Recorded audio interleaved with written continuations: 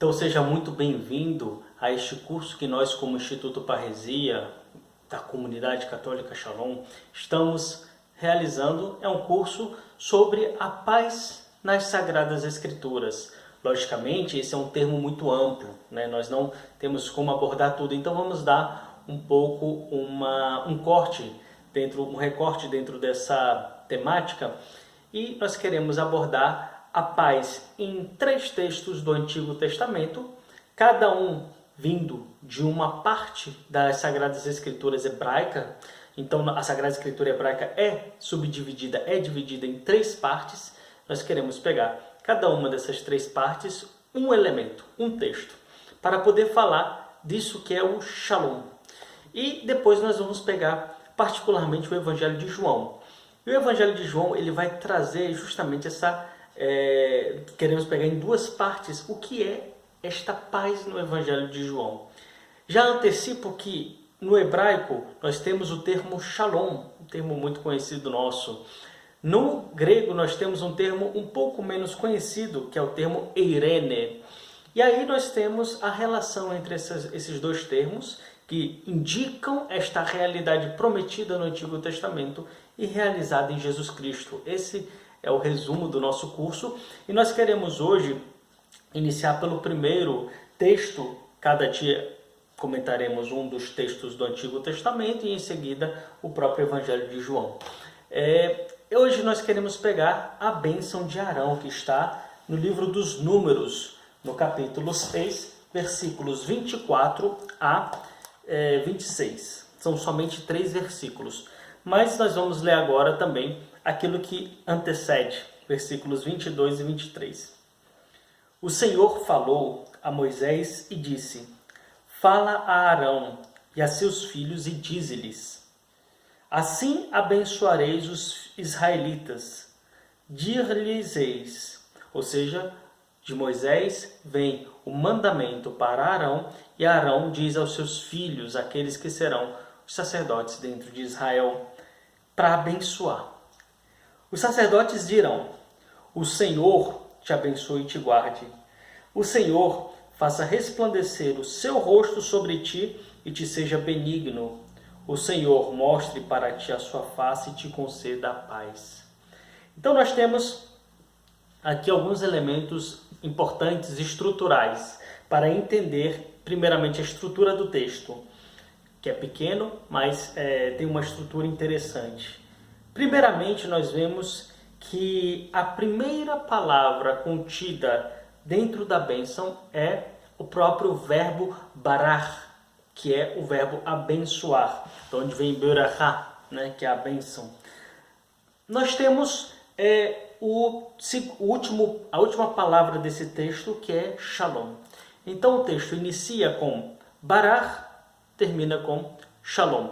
Barar é diferente de Bará, do Gênesis, de Deus que cria todas as coisas. Então não confundamos os termos. Então nós temos Barar, Shalom.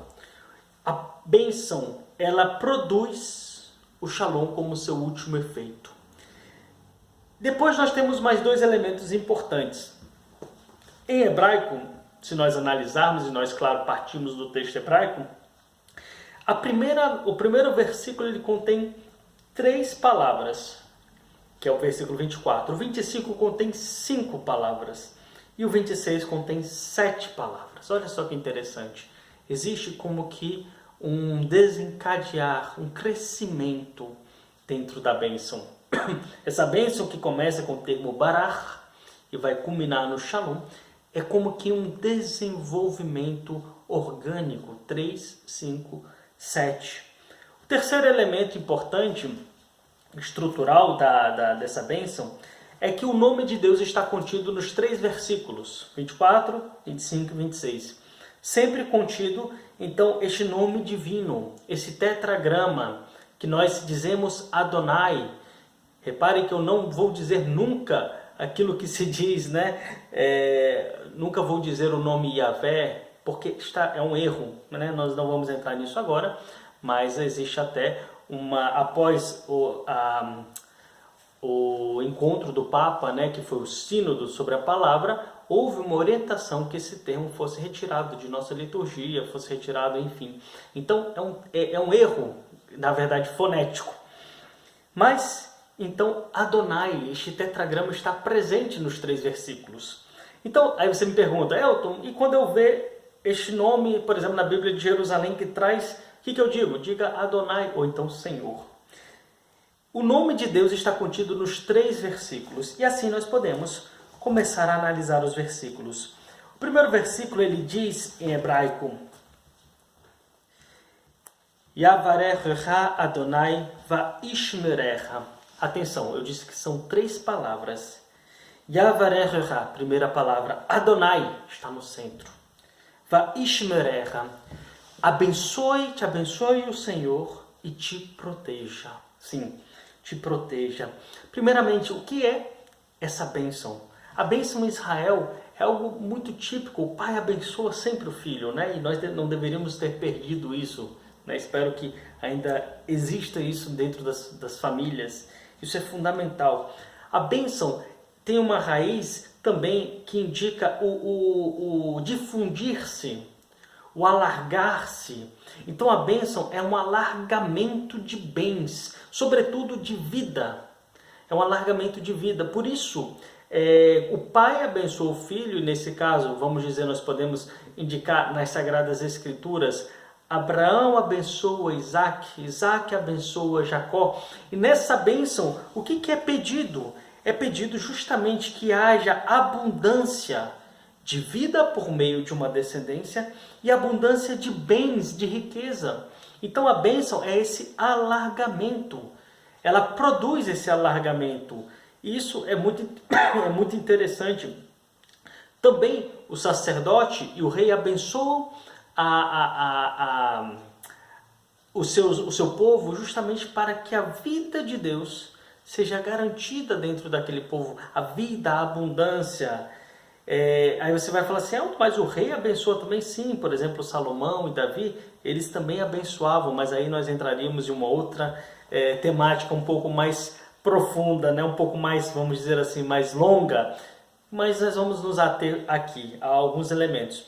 O segundo termo, ou seja, bênção, esse enlarguecimento, essa vida, essa abundância, ela indica isso e ela dá isso. O segundo termo, o verbo chamar, né? Que é o verbo proteger. Te abençoe o Senhor e te proteja. Por que a proteção? Bom, primeiramente a proteção é a proteção do mal. Isso quer dizer, é a forma de que a bênção, ela produz o seu efeito e este efeito seja protegido. A vida que foi desejada e suplicada neste primeiro termo, da bênção, o Senhor te abençoe, que seja protegido, que não seja roubado por nada e nem ninguém. Então, é um termo que vai em muita consonância com a própria bênção.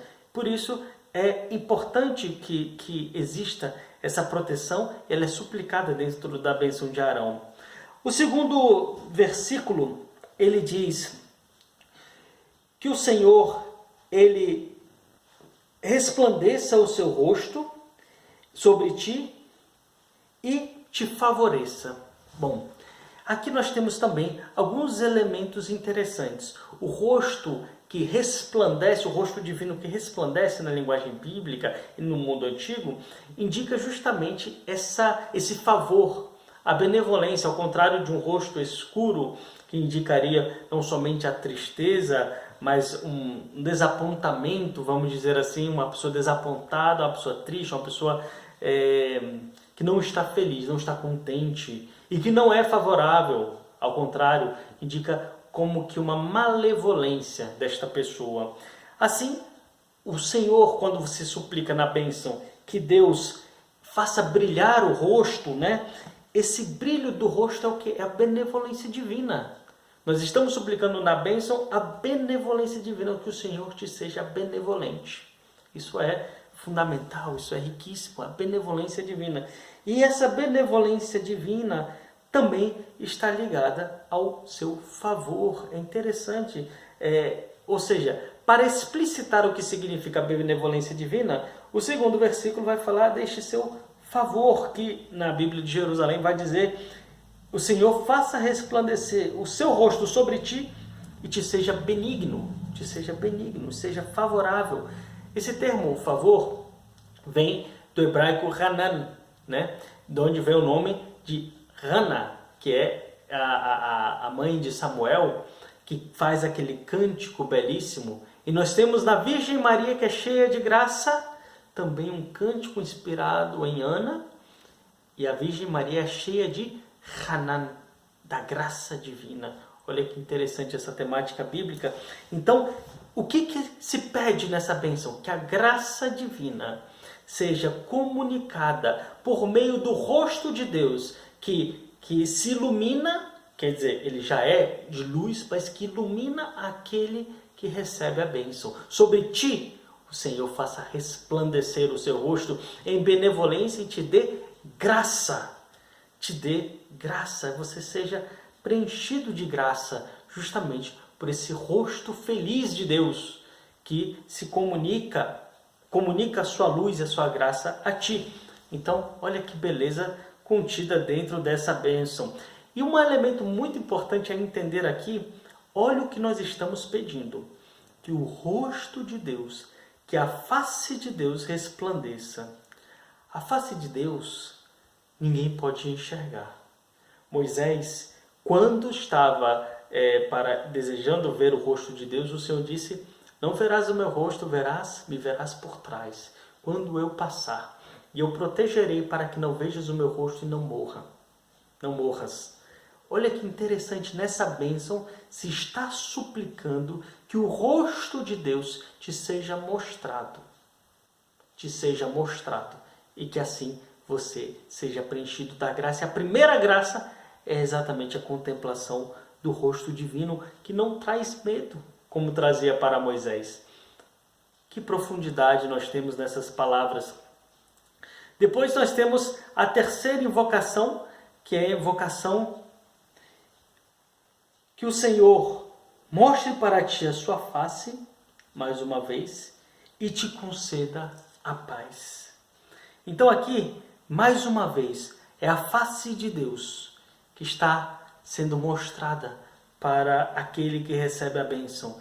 Isso é um elemento fundamental. E o Shalom é o último elemento, como nós já havíamos falado. Ou seja, o que é o Shalom? É o resultado do Deus que levanta o seu rosto para aquele que recebe a bênção. Porque o termo hebraico ele indica exatamente isso. Issa Adonai Panav Elecha. Issa, que se levante o rosto de Deus sobre ti. Que ele se levante para se fazer ver. Issa Adonai Panav Elecha, sobre ti. Ou seja, esse rosto que se faz ver. Qual é o resultado desse rosto divino que se faz ver? O Shalom. O Shalom é o resultado do rosto divino que se deixa enxergar, se deixa ver. Uma comunicação de Deus ao homem. Por isso a bênção não é algo externo, vamos dizer assim, completamente externo. A Deus está dando, como se Deus estivesse dando um presente. Não, a bênção é a própria comunhão com Deus, que também é expresso no termo Shalom. E isso também nós vamos falar já já. Essa invocação, então, ela não pede simplesmente porque, vamos lá, o termo, levante o Senhor o seu rosto sobre ti. Depois diz, vá yasem lora shalom, e estabeleça. É como um fincar, como um marcar, e marque sobre ti o shalom. Por isso, nesta invocação, o que se está pedindo não é simplesmente que Deus dê a paz. Ah, Senhor, me dê a paz. Não. Que o Senhor estabeleça, que o Senhor realize o shalom, que o Senhor como que finque em ti este shalom. Por isso, um autor francês ele vai dizer assim, que o feliz efeito do olhar divino sobre o povo, este feliz efeito, ou seja, Deus olha o povo como nós vimos na bênção, este olhar divino traz um feliz efeito. Será o estabelecimento da paz, segundo o vigor do termo hebraico Yasem. O termo hebraico aqui contido, Yasem, indica a fundação, a elaboração, o estabelecimento da paz. Não é simplesmente te dou algo e saio. É algo estabelecido, fundado. Essa paz que assegura para Israel, sem medo de ser perturbada, o gozo total dos bens temporais e espirituais concedidos por Deus. O que é então esse Shalom? Ele é não somente a totalidade dos bens dos quais se pode gozar e usufruir, mas é também a condição para se ter esses bens. Nós vamos ainda aprofundar um pouco sobre isso depois.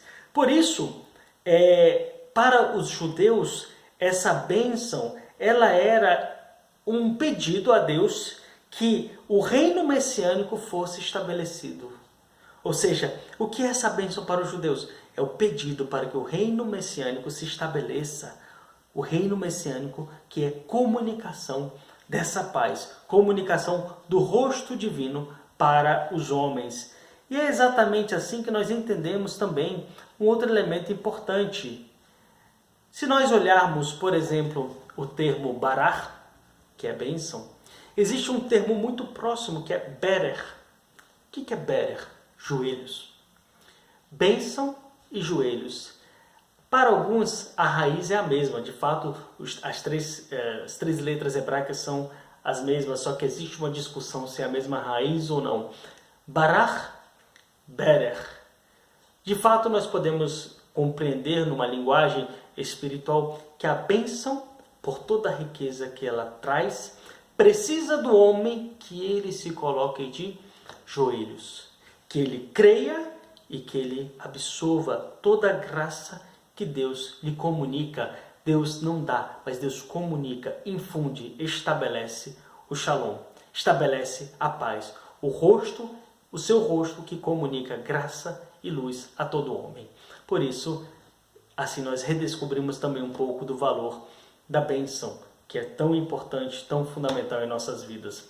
Um grande abraço e nos vemos no próximo capítulo do nosso curso. Um grande abraço.